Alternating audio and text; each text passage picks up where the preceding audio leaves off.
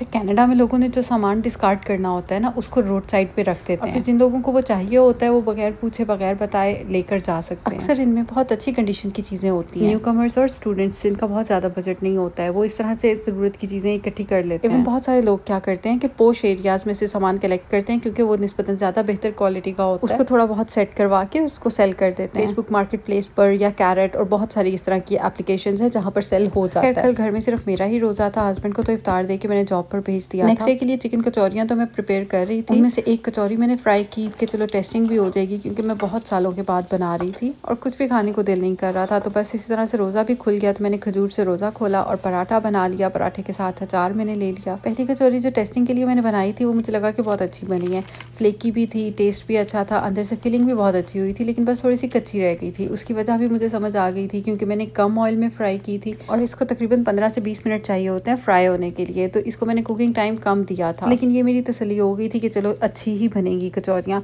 बस इसके बाद मैंने रोज़ा खोला, चाय मैंने साथ ही बना ली थी, सिर्फ अपने लिए एहतमाम करने को भी दिल नहीं करता। इसके बाद मैंने सोचा कि चलो कचौरियों को हाफ फ्राई करके रख लेती हूँ, और ये देखें क्या हालत हुई उनकी, सबकी सब खुल गई थी मेरी सारी कचौरियाँ। इतना मुझे दुख हुआ, हालांकि बहुत अच्छे तरीके से मैंने इनको लॉक किया था, लेकिन फिर भी सारी की सारी कचौरियाँ खुल गई।